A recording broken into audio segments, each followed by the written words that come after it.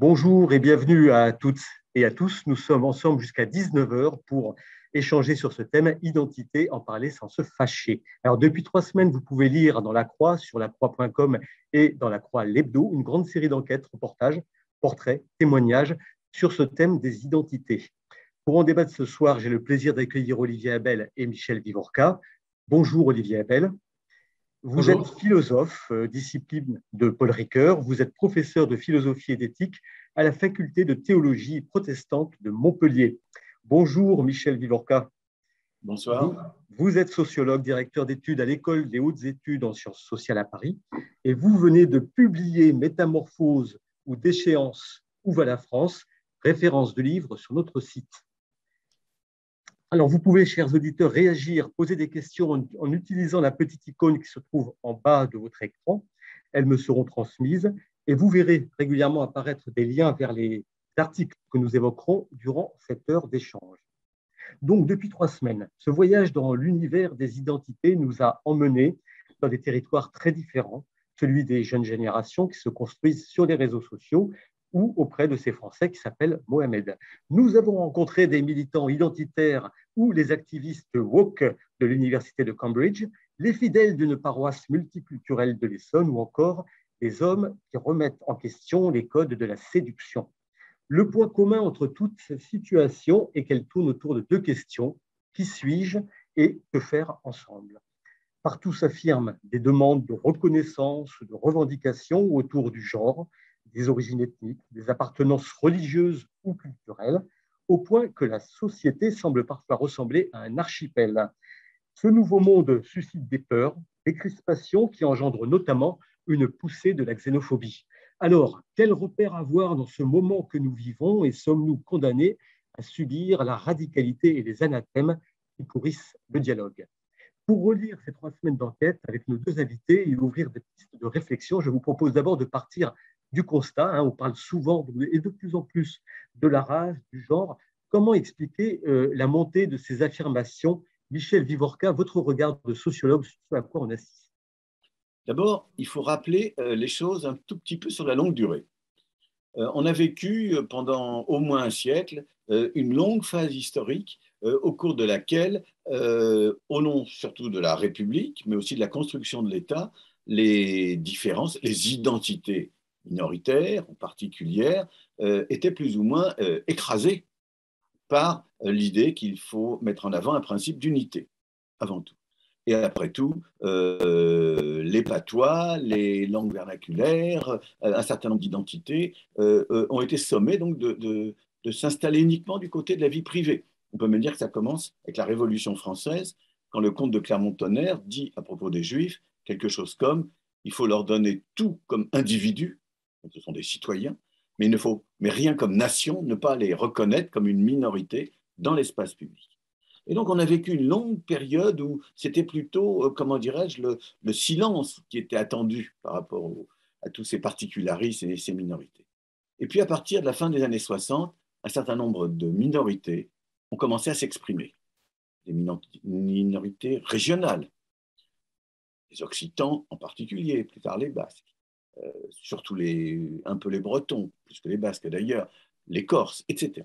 Et on a vu aussi le monde juif s'affirmer beaucoup plus visiblement qu'auparavant.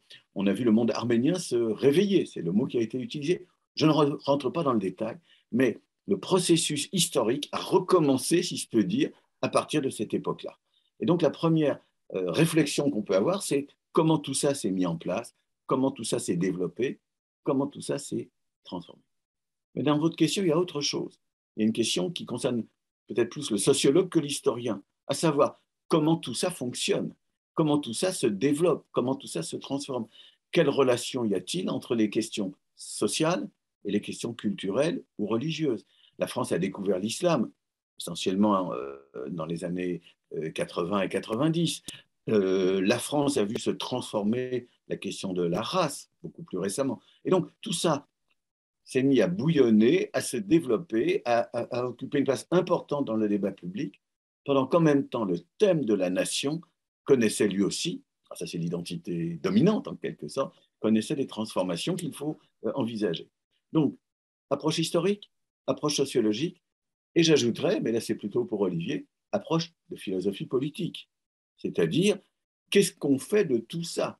Et le débat public s'est animé avec des positions variées, mais qui oscillent entre deux pôles principaux.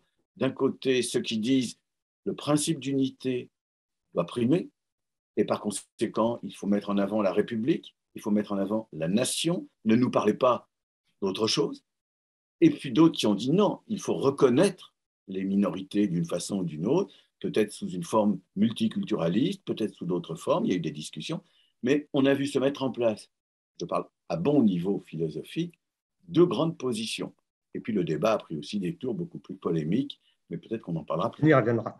Oui, Olivier Abel, donc ce regard du philosophe sur ce à quoi on assiste et ce à quoi on a assisté, comme l'a Oui, expliqué alors Philippe Blanquer. peut-être que la question de la philosophie politique, peut-être qu'on peut la garder pour la deuxième partie, si j'ai bien compris, mais il me semble que la toile de fond de l'état des lieux, c'est peut-être, je vais vraiment dire des généralités énormes typiques des philosophes, mais il y a une sorte de, on peut dire de double montée aux extrêmes, d'un côté dû à une mondialisation qui a été vécue au début comme une émancipation, comme une ouverture, comme une, voilà, on peut toujours sortir, aller ailleurs, etc. Et donc, y aller avec une certaine figure oui, de l'émancipation. Et face à cette mondialisation qui a pu être aussi vécue comme une uniformisation, eh bien, oui, cet archipel, cette balkanisation, cet éclatement, ce désir peut-être de clôture, ce besoin de clôture, qui est peut-être un besoin humain, en fait, simplement, qu'il y ait des frontières, qu'il y ait des limites, qu'il n'y ait pas que tout ne se mélange pas dans tous les sens, qu'il y ait du dedans et du dehors. Et peut-être que cette question d'identité montre qu'on ne peut pas complètement jeter, je dirais, aux orties la question des défenses immunitaires. Il y a besoin d'une différence entre soi et l'autre. Hein. C'était le philosophe Paul Ricoeur, puisque vous me présentiez en parlant de Paul Ricoeur, qui disait en 1959, il avait sur le dialogue des cultures et des civilisations, dans la mondialisation déjà, il disait le grand danger, ce n'est pas du tout la bombe atomique, le grand danger qui nous menace, c'est le scepticisme, c'est-à-dire un sentiment qu'il n'y a plus que des autres. Et il dit, mais pour rencontrer un autre que soi, pour accueillir un autre que soi, il faut avoir un soi, il faut soi-même exister. Et donc, on peut rentrer dans un débat avec l'autre, on peut s'ouvrir, on peut aller dehors parce qu'il y a un dedans. Donc, il va falloir sans doute trouver une dialectique plus fine entre le dedans et le dehors, entre la toute ouverture et la toute clôture, on va dire, dans laquelle actuellement le balancier est en train de se retourner dans l'autre direction de manière sans doute excessive et grave. Donc voilà, il y a quelque chose sans doute à trouver de plus dialectique. Voilà, philosophiquement, comment je camperai le problème très rapidement. Tout à fait. Alors, juste, est-ce qu'il n'y a pas tout de même une évolution un peu plus récente? Vous expliquez très bien hein, les racines de cette montée Olivier Lorca, des identités, mais est-ce qu'on n'assiste pas à quelque chose de nouveau? Dominique Schnapper, qu'on a interviewé dans cette séquence dans la Croix, rappelait que bien souvent, on fantasme hein, le monde homogène d'hier. Elle redisait en 1914, on parlait 14 langues en France. Simplement, est-ce que la différence, c'est pas qu'autrefois, ces identités étaient plus collectives et qu'aujourd'hui, le monde est tout aussi divers qu'il était hier. Simplement, on affirme des identités à partir de l'individu, donc des identités plus individuelles. Est-ce qu'il n'y a pas là quand même un décrochage qui s'est opéré depuis quelques décennies, plus récemment?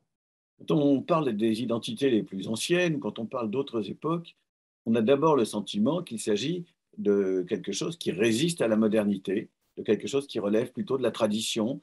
Il y a un historien américain, Eugène Weber, qui a fait de très très beaux travaux sur cette France de 1900 et raconte comment quand on demandait à quelqu'un quel est ton pays, il répondait en donnant le nom de son village.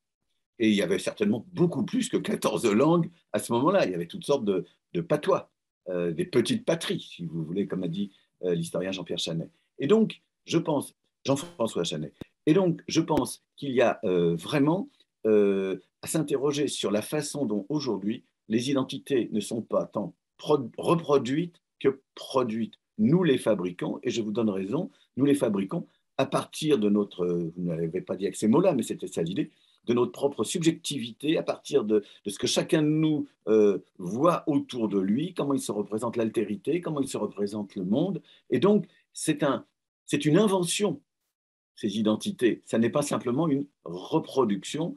Et là, effectivement, il y a toutes sortes de choses qui sont en jeu. Et si je peux prolonger un tout petit peu les remarques d'Olivier, je dirais qu'il nous invite à réfléchir à quelque chose de très important. C'est que d'un côté, il faut regarder le monde entier pour comprendre ce qui se passe avec ces questions d'identité. Et donc, la mondialisation, que Alain Minc croyait heureuse il y a une trentaine d'années, a fabriqué aussi des logiques on a dit repli identitaire, je dirais, de fabrication ou de renforcement d'identité particulière. Mais il y a aussi la transformation de la société française et de l'État français. Et donc, pour réfléchir, il faut circuler entre l'analyse de grandes logiques mondiales et l'analyse de choses qui se jouent nationalement et localement. Et entre les deux, je pense aussi qu'il faut ajouter l'Europe si on veut réfléchir à cette fabrication des identités qui, moi, me semble un défi fantastique pour une société comme la nôtre. Olivier Abel, est-ce qu'on ne vit pas aujourd'hui à l'heure, comme certains l'ont dit, du tout à l'ego, où il faut fabriquer absolument à partir de soi une identité et se définir à partir de soi-même, non pas par rapport à d'autres collectifs? Oui, alors peut-être moi je pense à un philosophe qui s'appelle Derek Parfit qui disait mais l'identité n'est pas ce qui importe. Et c'était une heureuse époque où l'identité n'était pas du tout ce qui importait. Je pense que en même temps, voilà, c'est peut-être plus facile de dire cela pour quelqu'un qui a les moyens d'être, je dirais, un entrepreneur de soi, capable de se faire un projet, de se construire entièrement. Il y a une image, on peut dire, qui peut-être aujourd'hui à laquelle on ne croit plus, donc on se raccroche, on se retourne pour voir qui on est. Il y a un doute sur ce que l'on est. Et je parlais d'émancipation tout à l'heure, justement, peut-être qu'aujourd'hui, on découvre le besoin d'attachement, de retrouver des attaches, de retrouver la diversité des attaches. Et donc, la question de l'identité est une question passionnelle, une question explosive, justement parce que peut-être aussi, il y a cette insécurité culturelle, langagière dans laquelle on est, et qui montre aussi qu'on est des sujets parlants et pas seulement, je dirais, des sujets économiques, des sujets fabricants, des sujets travaillants, des sujets consommants, etc. Mais qui suis-je, moi? Qui suis-je? Je voudrais juste insister un instant sur le fait que la question de l'identité, justement, l'identité, c'est d'abord quelque chose d'interrogatif. C'est la question qui. C'est la réponse à la question qui. Et si on revient à la radicalité de la question qui, justement, on ouvre je dirais, la pluralité des réponses possibles à la question qui. Il n'y a pas une seule réponse. Nos identités ne sont pas uniques. Et justement, parler d'une identité narrative, ça veut dire qu'on peut raconter quelque chose et que nos mémoires, nos récits sont enchevêtrés à d'autres dans un tissu pluriel. Nos identités deviennent feuilletées. Si je puis dire d'une autre manière, entre l'idée qu'il n'y a pas besoin d'aucune appartenance, et l'idée que nos appartenances sont exclusives, c'est ça ou rien, bon, eh bien, il faut repenser, je dirais, il faudrait peut-être repenser, je ne sais pas, penser une pluralité d'appartenances, une identité plus complexe. Il me semble que c'est ça que nous devons chercher, penser une identité plus feuilletée, plus complexe, plus plurielle, plus variable, qui fait avec, je dirais, aussi le trou que crée dans notre identité la possibilité de continuer à nous interroger. Notre identité, on ne la connaît jamais finalement. Elle est tout le temps à refaire et à refaire avec les autres, avec ceux qui sont là. C'est pas fini l'identité. Vous avez employé cette expression insécurité culturelle qu'on doit à un politologue Laurent Bouvet. Il y a aussi le philosophe Finkielkraut qui parlait d'identité malheureuse.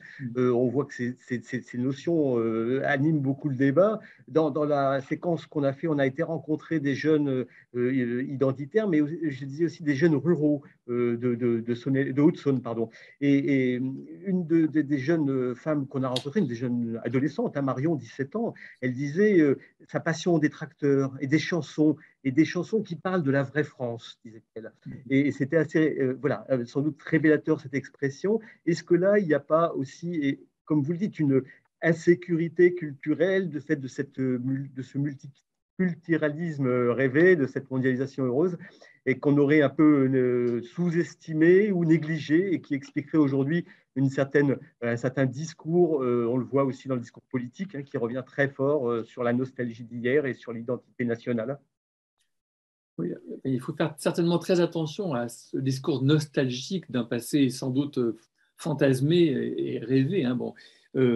Mais peut-être qu'en effet, il est important aujourd'hui de compliquer l'émancipation qui répondait à des servitudes, qui brisait des servitudes, de la compliquer par le sens des fidélités, des solidarités, des interdépendances, des attachements, qui, en effet, qui, à mon avis, répond mieux à des logiques actuelles qui sont plutôt des logiques d'exclusion et de solitude plutôt que des logiques de servitude. Je dirais, les servitudes ne sont pas finies, qu'aujourd'hui, il y a un nouveau mal qui est apparu, qui est l'exclusion. Et donc, il faut penser de manière croisée justement le sens de la solidarité, de l'interdépendance et le sens de l'émancipation. Et c'est ça qui est difficile, je dirais, à penser ensemble. Alors, pour parler un peu plus maintenant, dans un deuxième temps, de la place des communautés dans notre pays et comment, à partir de ces communautés, faire aussi du commun, comment penser le commun, je voulais rebondir sur un mot que vous aviez utilisé au début de cet entretien, Michel Ivorca, qui est le mot d'universalisme. Aujourd'hui, ces demandes identitaires ou ces demandes d'identité, de reconnaissance, sont-elles compatibles avec justement cette approche universelle? En fait, est-ce que tout simplement ces demandes de reconnaissance identitaire ne traduisent pas un affaissement du civisme? Jusqu'ici, on a parlé culture plutôt. Oui. Et ce que disait Olivier, que je trouve très important, c'est que non seulement, il ne l'a pas dit dans ces mots-là, je le dis dans un vocabulaire un peu différent, non seulement nos sociétés sont multiculturelles ou multi-identitaires, mais chacun de nous est multiple. C'est ça que j'entends. Donc nous sommes tous travaillés, taraudés, peut-être divisés par toutes sortes de relations à diverses identités. Donc on était sur la culture. Là-dessus, vous introduisez un deuxième thème, qui est un thème plutôt de citoyenneté, si j'entends bien, hein, d'appartenance citoyenne. C'est un autre débat. C'est un autre débat qui complique tout, car peut-on être citoyen et individu citoyen sans se réclamer d'une identité qui peut être, ou de plusieurs identités qui peuvent être. Oui, juste pour que nos auditeurs comprennent bien, pourquoi vous dites que c'est un autre débat? C'est pas exactement le même débat, c'est pas lié à la question de la culture et de la politique. Vous avez raison, ça montre que le débat est très compliqué. Voilà, c'est ça que je voudrais dire. Et donc, il faut rentrer dans ces dimensions avec aussi, là encore, une réflexion sur ce que veut dire le mot universalisme ou ce que veut dire l'expression valeurs universelles. Depuis bientôt très longtemps, des gens ont dénoncé l'universalisme abstrait, des phrases très célèbres de Marx là-dessus, c'est-à-dire un universalisme qui est des belles paroles, si vous voulez, ou des belles promesses. Beaucoup ont dénoncé l'universalisme comme une sorte de, comment dirais-je, d'idéologie qui en réalité recouvre la domination des hommes sur les femmes, des blancs sur les gens d'autres couleurs, des peuples européens ou occidentaux sur les peuples colonisés, etc. Et donc, l'universalisme, il faut s'arrêter peut-être un tout petit peu sur ce que ça veut dire et qu'est-ce qu'on entend par là, parce qu'évidemment, chacun de nous aura envie d'être universaliste ou de défendre des valeurs universelles, mais il faut bien voir ce que recouvre cette défense. Oui, oui, pour être concret, Michel Ivorca, et sur un sujet que vous connaissez par cœur, qui est celui du racisme. Il y a quelques décennies, les associations antiracistes se bagarraient pour l'égalité des droits. Aujourd'hui, il semble qu'on assiste à autre chose, c'est des nouvelles associations antiracistes qui se bagarrent non pas pour l'égalité des droits, mais pour revendiquer des droits propres en tant que… Alors, on revient au débat initial ou presque, mais c'est une très belle question. Qu'est-ce qu'on voit? On voit qu'un certain nombre de personnes se regroupent dans des collectifs d'une façon ou d'une autre. Il ne faut pas exagérer tout ça, ce n'est pas non plus des millions de personnes, ni même des centaines de milliers de personnes. Enfin, ça existe. Un certain nombre de personnes se situent à l'extrême fin d'un processus de transformation des identités et du racisme. Je m'explique. Au début, ces personnes se vivent comme victimes du racisme. On est dans les années 60, 70, 80. On est victime du racisme et par conséquent, on a besoin d'être défendu en tant que victime du racisme et on revendique des droits comme d'être traité comme tout le monde, si vous voulez, et non pas disqualifié, discriminé, stigmatisé, etc. Et puis, la poussée des identités fait qu'un certain nombre de personnes vont dire « on me dit que je suis différent, que j'ai une autre identité, eh bien oui, j'intériorise tout ça. Oui, je suis noir. Dites que je suis noir. Et ne dites pas d'ailleurs que je suis black, parce que c'est même une façon un peu indirecte de dire ce qu'il en est. » Et à partir de là, certains disent, bon, ben, dites que je suis noir, et après on passe à autre chose. Et on revient à la case départ. Mais certains disent non, il faut aller plus loin. Vous dites que je suis noir, j'intériorise cette façon de me désigner et par conséquent, je dis qu'il y a racisation et je suis racisé. On pourrait dire des choses assez comparables sur les débats à propos des questions de genre. Mais laissons ça de côté pour l'instant. Donc, j'intériorise la race et je dis oui, je suis une autre race puisque c'est ce que l'on m'impute. Donc, la race, disent ceux qui parlent comme ça, ce n'est pas une réalité biologique, c'est une construction sociale, le genre d'expression qu'on entend. Et à partir de là, on rentre dans une zone très, très, très dangereuse. Parce que, ou bien on dit, j'intériorise le fait qu'on m'a traité d'une certaine façon et que, donc que j'appartiens à une autre race, et à partir de là, j'essaye de re-rentrer dans un combat universel, de demander des droits pour moi comme pour d'autres. Ça, c'est, je dirais, retour à la case départ, à nouveau. Ou bien on dit, non, maintenant, je suis dans la guerre des races. On me traite comme une race, oui, je suis une race, et si on me traite comme une race, et si j'appartiens à une race, alors d'autres appartiennent à une autre race, ou à d'autres races. Et c'est comme ça que le thème du racisme anti-blanc a commencé à prospérer, avec des côtés qui ne sont pas tous négatifs. Je ne suis pas en train du tout de vous dire que tout ça est négatif, mais on voit comment des dérives après dérives, des identités fabriquent des prises de position, en quelque sorte, qui aboutissent, dans des cas extrêmes, je ne veux pas exagérer bien sûr, et dans cette société fragmentée, archipélisée, vous disiez tout à l'heure, qui aboutissent à ce que chaque groupe peut être susceptible de se définir de manière raciale, de définir d'autres groupes de manière raciale, et comme ça ne se négocie pas, eh bien on va vers des risques de tension, de violence et de choses très dramatiques. Je crois Alors, que c'est guerre des races, guerre des genres, guerre des sexes, pourrait-on aussi imaginer. Olivier Abel, comment vous réagissez à ce contexte-là? Oui, je pense que le récit de Michel Vieux-Vorca est très, très important. J'ajouterais peut-être une chose, c'est que ce que nous avons vécu depuis 60 ans, en fait, hein, c'est quand même plus ancien, c'est pas juste les dernières années, c'est en train d'émerger à la conscience collective globalement comme une sorte, un truc qui explose. C'est la fin du monopole de l'universel. Nous, et surtout nous, Français, nous croyions avoir le monopole de l'universalité. Et alors, la fin du monopole de l'universalité peut se traduire au contraire dans une déconstruction de l'universel telle qu'il n'y a plus aucun universel. Alors, c'est ça qui est difficile à penser en même temps. Alors ça, c'est un problème pour moi philosophique. C'est soit on prétend qu'il y a un universel et on prétend y avoir accès, et y avoir accès presque de plein pied, et on y est. Et donc, du coup, au nom de cet universel, on peut juger ce qu'il en est pour les autres. Soit on renonce complètement à toute universalité, et à ce moment-là, c'est la guerre. Il n'y a plus que des particularismes, on va dire, des identités qui vont toutes être en guerre les unes contre les autres. Et je pense que c'est important de construire un rapport à l'universalité qui soit un rapport, je dirais, plus modeste, dans lequel on accepte l'étroitesse de notre point de vue. Moi, je ne suis qu'un homme, je ne suis qu'un Français, je ne suis qu'un protestant. J'ai une certaine étroitesse de culture, de construction, etc. Et c'est parce que je sais mon étroitesse que je reconnais qu'il peut y avoir d'autres côtés et j'ai besoin d'autres rapports à l'universel. Et j'ai besoin d'une conversation entre ces rapports à l'universel. Et j'ai besoin, je dirais, de la correction mutuelle de nos différents universaux, pour le dire comme ça, des différentes manières de penser l'universel. C'est vers cela que je pense que nous devons nous acheminer. Mais je sais que c'est un travail ce n'est ni cette prétention arrogante, ni cette espèce de déconstruction totale qui devient une sorte d'arrogance à l'envers, à mon avis. C'est ça qui m'inquiète.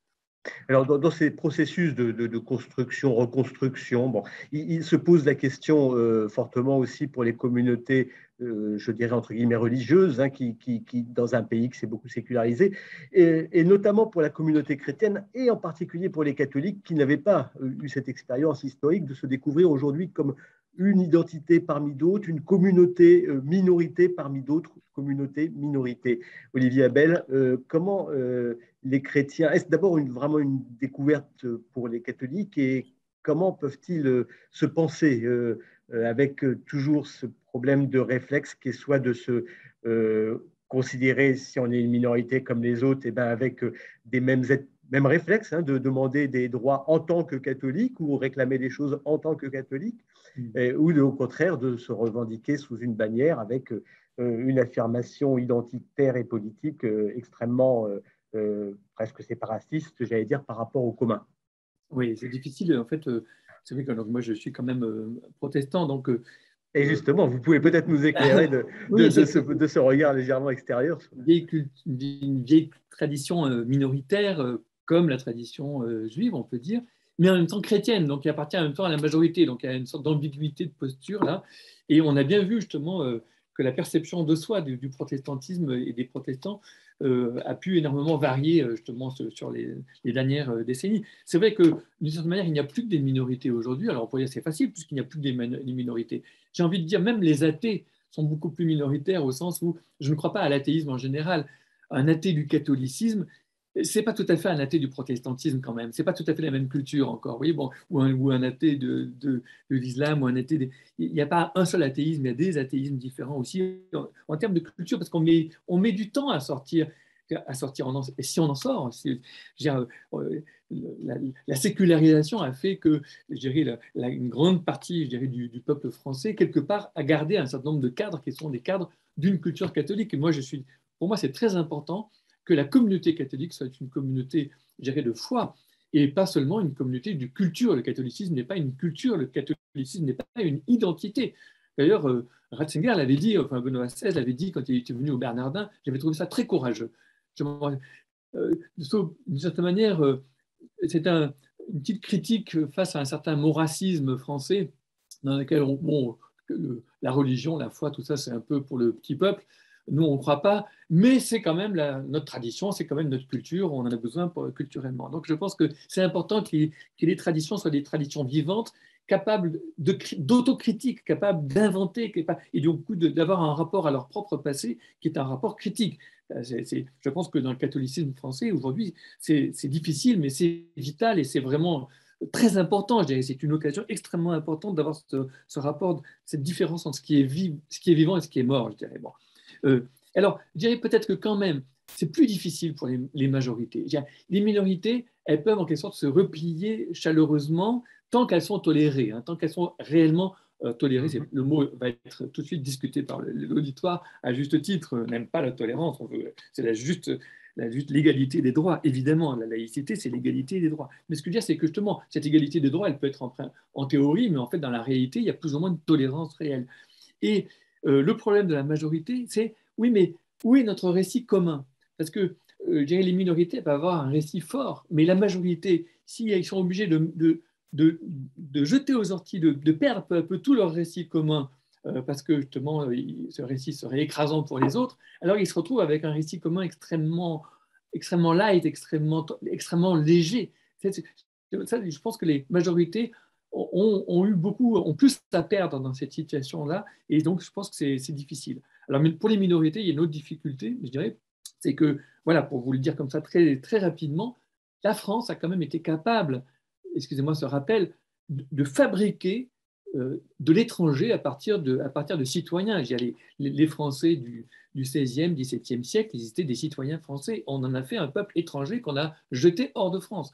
Et c'est tout à fait différent de se protéger d'un étranger, dans une guerre, et de fabriquer. Je ne voudrais pas, je le dis comme ça tout de suite, je ne voudrais pas que la France d'aujourd'hui se fabrique un corps étranger, un bouc émissaire qui devienne un corps étranger pour l'expulser, alors que ce sont des Français. Là, je parle des musulmans français aujourd'hui. Je le dis comme ça très fortement. Ça évoque un épisode historique extrêmement douloureux, et je veux le dire comme je le ressens. Et Michel Vévorkas, vos réflexions là-dessus sur cette France, comment faire cohabiter aujourd'hui chrétiens, catholiques, juifs, musulmans, avec, on voit bien ces tensions qui existent autour des identités respectives? Alors d'abord, je voudrais dire que le catholicisme, là je ne parle pas du christianisme, je parle juste du catholicisme, qui donc a été dominant dans notre pays, dans l'ensemble, ne souffre pas aujourd'hui de problèmes qui lui seraient extérieurs. Je veux dire par là que, certes, j'ai entendu, mais c'était plutôt il y a une vingtaine d'années, quelques voix catholiques pour dire on se permet avec nous des choses qu'on ne se permet pas avec d'autres, des façons de parler du catholicisme. Il y a eu un évêque qui avait fait un livre, je crois, sur ce genre de questions, il y a une vingtaine d'années à peu près. Mais enfin, oui, René Raymond aussi avait aussi René Raymond avait son temps. Donc, mais dans l'ensemble, on ne peut pas dire qu'aujourd'hui, les catholiques soient persécutés, discriminés, maltraités, etc. Et je dirais que la France avait trouvé un certain apaisement qui a mis des années à se mettre en place avec la loi de 1905 sur la laïcité. Ça a mis de nombreuses années avant d'être à peu près accepté. Mais enfin, dans l'ensemble, je dirais, on ne peut pas dire que le catholicisme, certes, en chute dans la réalité de la population française, apparemment, c'est ce que disent les chiffres en tout cas, le catholicisme n'est pas menacé par d'autres que par sa capacité à régler ses tensions internes, ses problèmes, ses difficultés, et par conséquent, le problème n'est pas du tout le même que ce qui peut concerner d'autres minorités, parce qu'elles subiraient, du point de vue religieux, des risques de stigmatisation, discrimination, ce genre de choses. Et donc, je crois qu'il ne faut pas mettre tout ça sur le même plan. Ensuite, là, je suis tout à fait d'accord avec ce que dit Olivier Abel, une religion, ça n'est pas une culture, même si les deux catégories peuvent se chevaucher, évidemment, mais c'est quand même autre chose. Et c'est vrai qu'il reste dans la société française des traces culturelles, mais pas seulement culturelles, de ce qu'a pu représenter en d'autres temps le catholicisme. Bien sûr, mais des traces religieuses aussi. Tout le monde connaît des gens qui n'ont pas l'air spécialement portés par la foi, mais enfin, qui n'imaginent pas un enterrement ou un mariage qui ne serait pas religieux. Ça existe, ce sont des choses importantes. Alors, ça, c'est le premier point. Ensuite, moi, je crois qu'il faut effectivement réfléchir à la question de l'islam. Je dirais, la loi de 1905 a réglé à peu près la séparation des églises et de l'État. Et puis, nous découvrons en France, à partir des années 80, qu'une partie de la population se reconnaît dans une autre religion, l'islam, qui n'avait pratiquement pas d'existence, très très faible en France métropolitaine. Et donc, à partir de là, le problème n'est pas séparer l'islam de l'État, ça semblerait aberrant de parler comme ça. Le problème est comment on fait en sorte de traiter convenablement ce nouveau phénomène religieux. C'est ça le débat. Et donc, là, oui, il y a débat, discussion, tension, mais on rentre dans autre chose. Autrement dit, j'ai le sentiment que si le catholicisme aujourd'hui est en débat, c'est de son fait à lui, si je peux dire. Je ne vais pas revenir sur le rapport Sauvé ou ce genre de questions. Mais disons, c'est des questions qui interpellent le catholicisme parce qu'il doit les régler lui-même, institutionnellement, théologiquement peut-être aussi. Mais c'est des questions qui lui sont propres. Ce n'est pas du tout une menace. Personne aujourd'hui ne s'en prend vigoureusement, nettement à l'Église catholique, je crois. D'accord. Vous avez abordé la question de la laïcité, de la loi 1905, vous avez fait référence. Dans cette séquence de la Croix, on a interviewé notamment l'essayiste catholique Erwan Moredek, qui soulignait un point. Il disait, finalement, il y a une certaine faiblesse de la laïcité aussi, hein, car quelque part, elle crée un vide.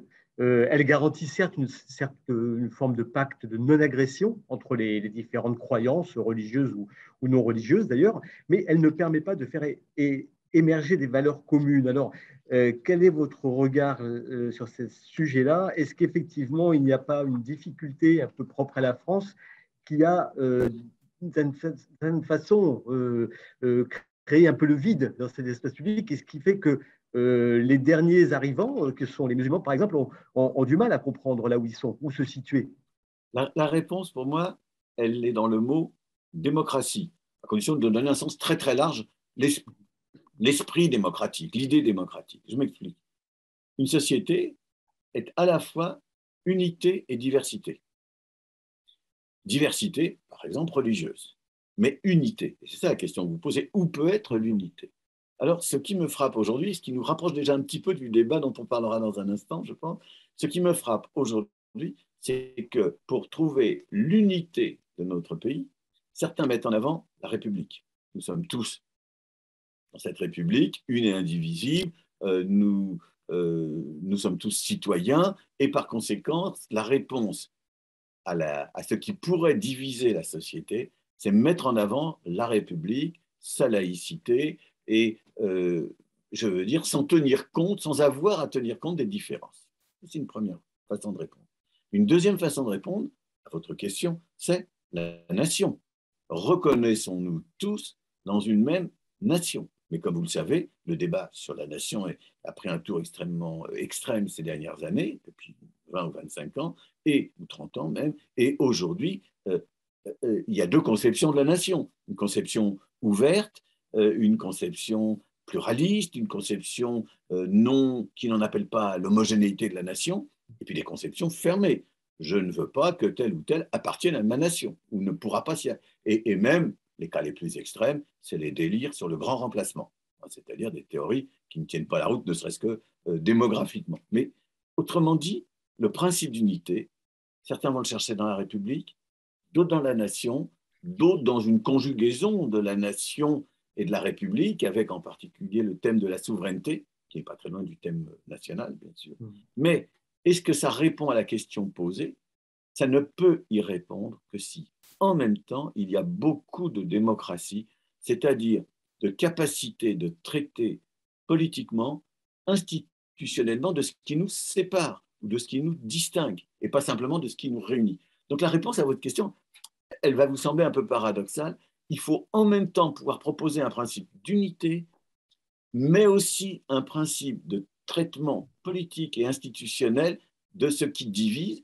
On ne peut pas évacuer ce qui divise, dire que ça n'existe pas, le disqualifier, le minimiser, y voir simplement un danger, une menace. Voilà la réponse à laquelle il faut réfléchir, me semble-t-il. D'accord. Vous parliez beaucoup de la nation. Olivier Abel, je vais vous entendre aussi sur l'Europe. L'Europe qui s'est construite de façon peut-être très technocratique ces dernières décennies. Est-ce qu'elle n'a pas créé aussi, de certaine façon, un vide sur son identité? Oui, c'est un petit peu ce que j'essayais de dire dans le vertige de l'Europe. C'est l'idée que justement, on s'est construit sur le vide. C'est André Malraux qui disait on marche mal sur le vide. Mais justement, c'était en fait, on a essayé d'évacuer, on a essayé de faire une construction, je dirais, comme construire un pont, comme une conception d'ingénieur de l'Europe, une conception purement économique, sans penser justement le socle culturel, enfin, sans accepter que, justement d'avoir une étroitesse, d'avoir un soi justement être capable d'accueillir autre chose que soi, et donc du coup un rapport à son propre passé, qui est un rapport critique, mais aussi créatif, en quelque sorte, un rapport créatif. Et j'ai envie de dire, en fait, c'est tout groupe humain a une politique de mémoire un rapport, organise son rapport à l'avenir par un rapport au passé aussi. Et c'est en changeant le passé, d'ailleurs, qu'on change d'avenir, d'ailleurs. Hein. Bon, mais, disons, on a besoin de créer un horizon commun, de générer une cohabitation des mémoires. Je pense que c'est un petit peu ce qu'il y a d'ailleurs, le panorama que décrivait à l'instant Michel Evorka, et justement entre une tendance à dire il y a une seule mémoire, il y a un récit national unique, ou alors il y a une pluralité de mémoires qui peut même à la limite sombrer dans une compétition des mémoires. Entre les deux, il faut chercher à penser une sorte d'hospitalité mutuelle des mémoires à travers ce que justement Ricoeur, après d'autres, a appelé un dissensus civique. Il faut se frotter, il faut frotter les récits les uns aux autres pour élargir le récit, pour arriver à une sorte de récit un peu polycentrique, un récit à plusieurs voix, avoir une sorte d'hospitalité, on va dire, oui, d'hospitalité narrative aux récits les uns des autres, et dans lequel les autres, l'hospitalité, ce n'est pas seulement celle des accueillants, c'est aussi celle des accueillis, si je puis dire. On est tous accueillis en même temps. Et ces régimes de cohabitation, il y a toute une histoire des régimes. Les empires, d'autrefois, il y avait une cohabitation. Il y avait d'ailleurs les empires, les grands empires, ils étaient plurilingues et plurireligieux. Après, on a fait une cohabitation plus État-nation, dans lesquels on a une grande liberté individuelle, mais pas de liberté des communautés. Alors que dans les empires, il y avait une grande liberté des communautés et peu de liberté individuelle. Et maintenant, on est en train de passer peu à peu à un régime qu'on ne connaît pas, à l'âge de la mondialisation, à l'âge des réseaux, et dans cette situation-là, le lien politique, il est complètement à redéfinir, mais du coup, c'est aussi les liens religieux, enfin tous les liens, toutes les appartenances sont en train d'être redéfinis. Et actuellement, c'est une situation justement d'archipel, on va dire, une situation de désordre. Alors, on va aborder dans la dernière partie de cet entretien, de cette conférence, toute la question du dialogue, de retrouver le dialogue. Je vais quand même faire part d'une ou deux questions d'auditeurs qui sont remontées avant de passer à cette troisième partie. Je crois qu'elle s'adresse à vous plutôt, Olivier Abel, cette question sur l'universalisme. À partir du moment où il y a plusieurs universalismes, nous demande quelqu'un, est-ce que ça ne veut pas dire simplement qu'il n'y a pas d'universalisme? Non, ça veut dire que nous nous efforçons vers l'universel, nous croyons à l'universel, justement, mais nous ne prétendons pas l'avoir trouvé si facilement. C'est ça le travail de la philosophie, pour moi, c'est de remettre l'interrogation au centre, remettre le doute au centre, et on n'a pas fini. Et justement, il faut continuer ensemble. Je dirais, non, ce n'est pas du tout renoncer à l'universel, au contraire, c'est accepter que l'universel, il est dialogique, il se fait à travers un dialogue, à travers une conversation qui est inachevée. Et je dirais, jusqu'à la fin de l'histoire, elle restera inachevée. Je dirais, on a besoin de cela. Je dirais, même les activités scientifiques les plus dures, si je puis dire, les plus pures, les mathématiques passent leur temps à réélargir, à remettre une question qui va soudain refaire un nouveau cercle de recherche autour de cette nouvelle question. On n'a pas fini, si vous voulez. C'est cette procédure-là qui m'intéresse. Si je peux ajouter un mot, mais je serais vraiment en phase avec ce qui vient d'être dit. J'avais été très intéressé à la lecture de Merleau-Ponty quand il essayait justement de définir l'universalisme. Et lui disait, on ne peut avoir une construction de l'universalisme qu'en circulant, en faisant des allers-retours entre sa propre culture, ce que disait Olivier Abel tout à l'heure, et d'autres cultures. Donc il s'intéressait beaucoup à l'anthropologie, à l'ethnologie, enfin à des travaux qui nous décentrent. Et j'ajouterais aussi que si nous voulons réfléchir à l'universalisme de façon sérieuse, je crois qu'il faut vraiment associer ça à la notion de droit de l'homme ou de droit humain, comme on voudra, c'est-à-dire vraiment, il n'est d'universalisme que dans la conquête progressive de nouveaux droits, l'élargissement, l'approfondissement des droits des uns et des autres. Et donc, l'universalisme, c'est un chantier, pour le dire comme ça, et non pas ce que nous aurions inventé avec les Lumières ou ensuite, et que nous projetterions ensuite sur le monde entier, la raison, le droit, point final. Donc ça, je crois que c'est très important.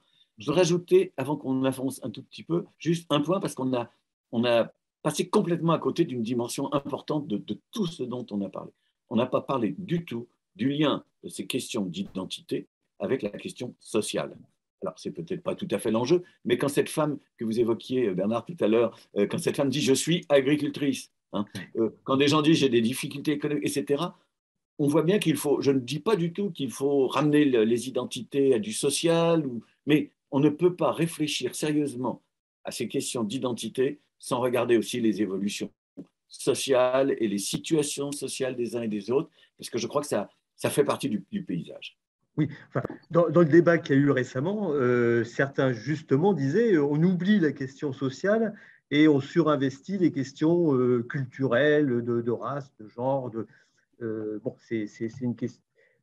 C'est une question qui. Alors, vous dites, on peut pas, il faut lier les deux, mais en même temps, certains reprochent qu'on survalorise aujourd'hui. Alors, ce n'est pas tout à fait le débat d'aujourd'hui, donc je ne veux pas être trop lourd là-dessus. Ouais. Mais certains vous disent, parler d'identité, c'est en réalité ne pas parler du social. C'est se débarrasser du social. Bon. D'autres vous disent, non, c'est totalement autre chose, il faut séparer les registres, il ne faut parler que identité, culture, religion, etc. Moi, je fais partie des gens qui disent, il y a différents registres dans la vie collective, et les identités multiples dont parlait Olivier Abel il y a un instant, ces identités peuvent être aussi sociales. Si vous dites je suis ouvrier ou je suis agricultrice, c'est social comme façon de se définir. Et donc, je pense que la bonne réflexion, c'est celle qui reconnaît qu'il y a des registres différents et qui se demande comment on circule ou pas, comment ça s'articule ou pas, comment ça se juxtapose ou pas, etc. C'est une question de méthode presque que j'évoque ici. Mais je voulais l'évoquer pour pas qu'on ait l'air de tout ramener dans nos échanges à des questions dans lesquelles le social serait complètement évacué. D'accord. Parlons donc du dialogue. Retrouver le dialogue. Et d'abord, partons du constat sur la difficulté de dialoguer aujourd'hui. Quel est l'impact, selon vous, des réseaux sociaux sur la difficulté, notamment sur ces questions identitaires, d'arriver on a l'impression qu'aujourd'hui, il n'est plus possible de débattre sereinement de ces questions-là, notamment en raison de la virulence du débat sur les réseaux sociaux. Michel Vivorca, vous-même, est-ce que… Alors, quel regard… j'ai tellement de choses à dire sur ces questions que je vais essayer d'aller juste à l'essentiel. Un, les réseaux sociaux, ça peut être la pire des choses. Ça peut être fonctionner en communauté, en monde fermé sur soi. Ça peut être le lieu où la haine se déverse. mais ça peut être aussi la meilleure des choses. Ça peut aussi mettre en relation des gens qui ne se parleraient pas sinon, qui ne se connaîtraient pas sinon. Ça peut être tout ça à la fois. Donc oui, les réseaux sociaux ont totalement modifié la donne, mais soyons prudents, ne les chargeons pas trop aujourd'hui, parce qu'il y a 20 ans, on les encensait, et peut-être que dans 10 ans, on y retrouvera un certain intérêt. Par contre, c'est une question capitale. Vous avez, je crois, évoqué tout à l'heure les États-Unis. Il n'y a pas qu'en France. Partout, le débat se durcit et on est dans une période où le débat d'idées, le débat intellectuel, politique, ce débat se joue de telle sorte que entre les extrêmes, entre les positions pures et dures, radicales, non négociables, eh bien, il n'y a plus beaucoup d'espace. Certains disent qu'il n'y a plus la place pour la nuance, il n'y a plus la place pour la complexité. Moi, j'ai envie de dire, de la même façon que je suis assez critique vis-à-vis du pouvoir politique actuel qui affaiblit les médiations politiques, institutionnelles et sociales, je dirais que le débat aujourd'hui, c'est aussi affaiblir les médiations intellectuelles. Et donc, je vais vous le dire de façon caricaturale, on en est arrivé à des situations dans lesquelles vous, Bernard, ou bien vous devez choisir, ou bien vous êtes islamophobe, ou bien vous êtes islamo-gauchiste. Et entre les deux, il n'y a rien, il n'y a rien. C'est un peu ce que l'on entend. Donc, c'est très important qu'il y ait des soirées comme celle-ci où on peut introduire de la nuance, de la complexité et résister à cette polarisation qui est un grand phénomène politique d'aujourd'hui. Vous faites référence aux États-Unis, hein, au climat extrêmement dégradé, au climat démocratique extrêmement dégradé aux États-Unis, avec une opinion publique qui est extrêmement tendue sur ces questions identitaires, entre démocrates progressistes d'un côté, conservateurs républicains de l'autre. Est-ce que ça, c'est ce qui va nous arriver? Est-ce que c'est ce qui est en train d'arriver en France, selon vous, ou est-ce qu'il y a une différence culturelle qui nous protège, nous, et qui fait que ce qui se passe là-bas ne peut pas arriver? Je pense que la tendance française va dans le même sens, mais elle est moins lourde pour l'instant. Et par exemple, les États-Unis, il y a bien longtemps qu'à la télévision, là, ce n'est pas les réseaux sociaux, vous regardez CNN ou vous regardez Fox News. Aujourd'hui, on a un début de polarisation de ce type avec ce qui se passe sur CNews, mais enfin, on n'en est quand même pas là. Nos grands médias permettent le débat, permettent la pluralité des points de vue. Mais enfin, quand même, moi, quand je suis sommé par des ministres de faire attention à ce que je dis dans l'université et que l'on m'annonce une sorte de macartisme qu'on va surveiller ce qui se fait et ce qui se dit dans l'université, je suis inquiet. Lorsque je vois le tour que revêtent un certain nombre de prises de position sur la République, anti-wokiste, c'est un débat mauvais, je vous le dis au passage. Le wokiste, c'est une invention. Il y a des problèmes, mais quand je vois qu'il faut se mobiliser, qu'il faut choisir, je suis contre ou je suis avec le wokiste, je suis effaré. Et je ne peux pas discuter. Le wokisme est un mot effectivement un peu passe-partout, mal taillé, pas scientifique. On voit quand même tout de même un peu ce qu'il représente derrière, parce qu'un certain nombre de tendances des cultural studies américaines. Est-ce que, Olivier Abel, quel regard portez-vous sur ce qu'on appelle le wokisme? Est-ce que c'est quelque chose qui vous intéresse en tant que philosophe, ou est-ce que vous restez un petit peu dubitatif par rapport à toutes ces polémiques aujourd'hui qu'on voit dans ce thème? C'est une question à laquelle je ne connais pas grand-chose. J'ai envie de m'écarter devant la question. Mais en même temps, j'ai envie de dire, attention, il ne faut pas faire attention à... Il ne faudrait pas non plus que l'américanisation soit en train de devenir notre phobie. Et ça peut être aussi dangereux parce qu'on ne sait même pas, c'est-à-dire, on fait dans un grand sac, on fait une sorte de grand amalgame de tout ce qui se passe. Il y a des choses, je dirais, pour de l'Amérique, la même chose que ce que disait Michel des réseaux. Il y a des choses épouvantables et puis il y a des choses excellentes qui se passent en Amérique et on a besoin. J'ai envie de dire quand même, il faut qu'on pense que nous sommes actuellement, ce que nous appelions, ce que nous croyons être les démocraties, nous sommes actuellement en situation de très grande fragilité. Et c'est mondial. Et c'est mondial, il y a des processus énormes qui sont en jeu et qui vont très vite. Il y a une sorte d'accélération de l'érosion de la démocratie. Il faut dire que les démocraties ont elles-mêmes été très hypocrites. On est très démocrate en interne, mais on sous-traite notre périphérie et les pays autoritaires. Et on a besoin qu'ils tiennent les flux de population, par exemple. Et on est très démocrate, je dirais, actuellement, il faudrait aussi mettre ça dans le temps, voir si notre démocratie actuelle, si elle tient la route dans la durée face aux grands défis. Donc, il faudrait dire qu'on intègre davantage les grands défis écologiques, notamment dans la question démocratique. Par exemple, pour moi, ça, c'est des questions très importantes. Mais voilà, il y a cette évolution globale. Et j'ai envie de dire, aujourd'hui, ce qui menace le dialogue, c'est d'un côté, on a eu je dirais des experts qui, au nom de la science, viennent nous dire ce qui est le vrai et je dirais, traitent un peu le peuple comme un troupeau qu'il faut protéger, qu'il ne comprend rien et qu'on ramène les problèmes de politique, les problèmes de com, on va dire. Bon. Et puis de l'autre côté, on a une réduction à des opinions. Il n'y a que des opinions qui sont toutes à plat, toutes au même niveau, en quelque sorte. Il n'y a pas de construction d'opinions de plus en plus pondérées, de plus en plus, je dirais, qui s'élèvent mutuellement, mais tout est à plat.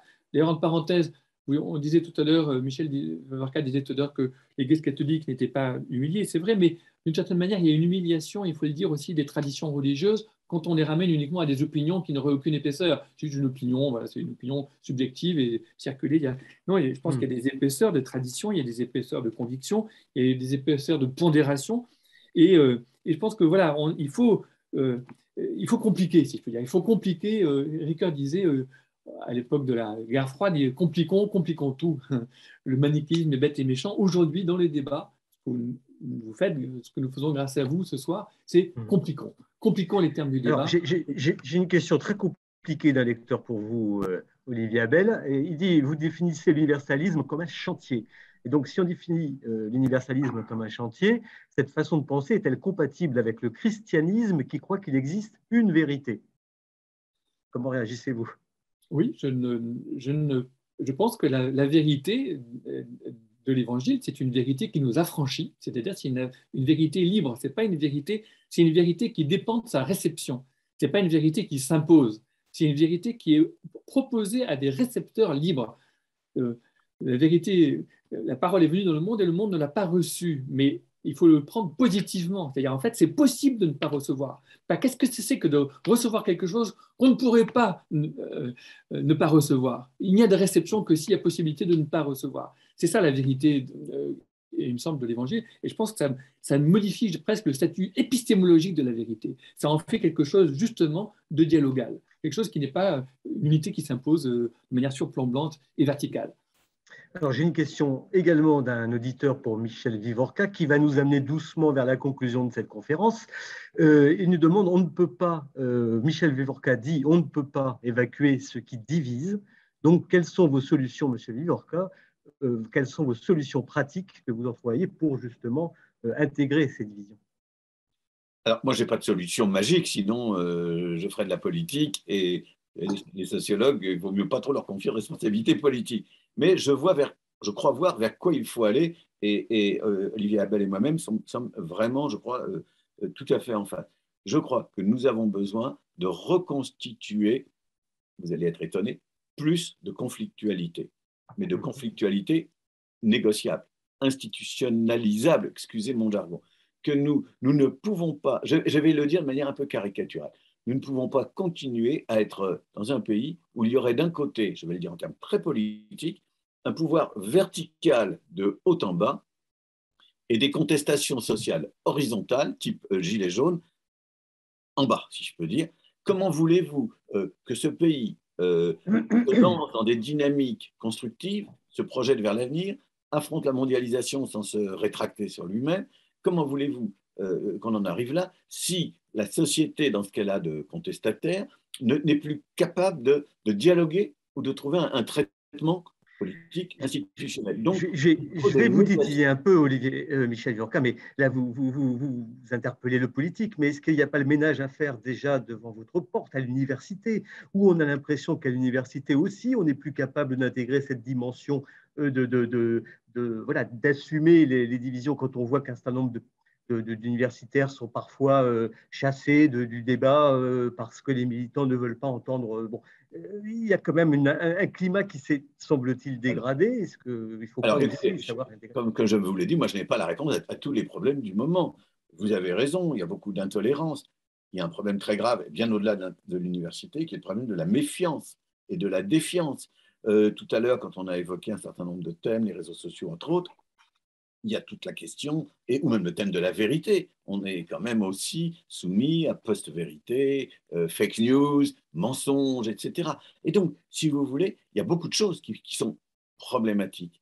Et il ne faut pas reconstruire un passé mythique où tout aurait été magnifique. Certainement pas. Mais je pense vraiment que nous avons besoin, ça se fait pas à pas, nous avons besoin de reconstruire la confiance, de reconstruire les médiations, de reconstruire le dialogue. Et c'est vrai que l'université aujourd'hui, il ne faut pas généraliser non plus, hein, mais dans certains domaines qui sont cruciaux, n'est pas forcément le meilleur lieu pour que ça se fasse, pour que s'opère cette reconstruction. Vous remarquerez d'ailleurs que dans l'ensemble, le débat sur les questions de société, le genre de débat que nous avons ce soir, ne mobilise pas beaucoup d'universitaires en tant que tels. Les intellectuels que l'on entend sont plutôt des intellectuels publics. Ce n'est pas un reproche, un constat. Donc c'est vrai que l'université, si vous voulez, elle a beaucoup de peine, je parle des sciences sociales hein, et des sciences humaines, mais elle a beaucoup de peine à se relancer après l'âge d'or du structuralisme et du marxisme, c'est-à-dire les années 60-70. Donc oui, il faut qu'elle se reconstruise et ça prendra peut-être du temps. Une question pour Olivier Abel d'un auditeur ou un lecteur, je ne sais plus trop comment il faut dire, mais on va dire auditeur ce soir. Comment favoriser, Olivier Abel, un récit commun pluraliste, c'est-à-dire un récit où des minorités sont en débat, et non pas un récit multiculturaliste, nous dit cet auditeur, c'est-à-dire une société où les minorités sont en juxtaposition. Oui, c'est ça. C'est ça, il faut en effet instituer cette pluralité critique des mémoires jusqu'au point où je fais place dans mon récit à la possibilité du récit de l'autre. Ce n'est pas juste des récits les uns à côté des autres, mais des récits qui se font place mutuellement, ce qui est, je dirais, beaucoup plus. Et là, il y a un énorme travail à faire. Mais en même temps, peut-être qu'il faut aussi, pour créer un horizon commun, se déplacer vers une identité poétique. C'est peut-être ça que vous voulez dire, Dominique Schnapper. C'est l'idée que l'identité, elle n'est pas finie, elle est aussi à faire, poétique au sens, c'est à nous de le faire. Il faut qu'on se déplace ensemble pour rouvrir dans la pluralité des traditions passées et des traditions qui arrivent, et celles qui ne cessent de... Parce que il n'y a pas que le passé, il y a aussi les nouveaux venus, il y a aussi les nouveaux-nés, si je peux dire, toutes les créations artistiques qui continuent. Rouvrir dans tout ça, justement trouver des possibles, rouvrir des possibles enfouis, de trouver voilà, des avenirs inédits, des promesses non tenues. Hein, cette formule extraordinaire encore de Ricoeur, il y a des promesses non tenues. Il faut rouvrir les promesses non tenues et il faut les rouvrir ensemble. Il faut se déplacer ensemble pour rouvrir ces promesses non tenues. Mais ça suppose de sortir de la méfiance. Parce que, d'une certaine manière, pendant très longtemps, on a été trop crédule, je dirais, on a été trop confiant. Mais aujourd'hui, on est probablement beaucoup trop incrédule, méfiant. Il y a une sorte de discrédit général de la parole. Et donc, il faut réinstituer, je dirais, une confiance critique, une confiance capable de critique, mais une critique capable de confiance. C'est ça qui, je dirais, nous manque le plus. Et pour conclure, Michel Vivanca, si on peut conclure de telles questions, mais quels sont les ressorts, les atouts de la France pour arriver justement à recomposer une société plurielle et de débat et de dialogue? Moi, je vais les chercher, d'une part, du côté des nouvelles contestations. Quand je dis nouvelles, récentes. Féminisme, environnement, questions éthiques, questions d'antiracisme, questions qui touchent à la vie et à la mort. C'est ces contestations-là qui vont nous aider à rentrer dans une nouvelle ère. Ça me semble tout à fait capital. Et la deuxième chose que je voudrais dire, il y a dans notre pays un énorme bouillonnement local, associatif, toutes sortes de réseaux petits se mettent en place pour inventer des choses qui ne sont pas fédérées par des grands discours ou des grandes organisations ou des grands partis. Et donc, je pense que l'avenir, il est dans les enjeux que je viens d'indiquer et dans la capacité de ce bouillonnement à peut-être se structurer un peu plus, un peu mieux, de façon à peser sur les décisions les plus importantes qu'il faut prendre dans un pays comme le nôtre. Eh bien, écoutez, il est temps de conclure et vraiment merci à tous les deux, Olivier Abel et Michel Vivorca, pour nous avoir apporté vos réflexions sur cette si délicate question identitaire. Merci à tous ceux qui nous ont suivis et puis une pensée particulière parce que je sais qu'il y en a parmi vous pour tous les nouveaux abonnés. Hein, cette séquence de 3 semaines sur les identités, c'est aussi l'occasion d'offrir 3 semaines d'abonnement gratuit pour que certains découvrent la Croix. Alors, si vous êtes reconnu dans cette manière de traiter, d'aborder l'actualité, de traiter ces questions de fond, je vous invite vraiment à vous abonner à notre quotidien. C'est important parce que l'information et l'indépendance ont un prix. N'hésitez pas non plus à partager ce débat sur les réseaux sociaux dès que la vidéo sera en ligne, c'est-à-dire demain matin, vendredi. Et puis, plus largement, diffuser les liens des articles que vous appréciez. Ça contribue à faire rayonner la Croix. Alors, merci à toute l'équipe, merci à Sophie Delvert qui a tout organisé et à Samuel pour la technique. Je vous souhaite une très bonne fin de journée et à très bientôt.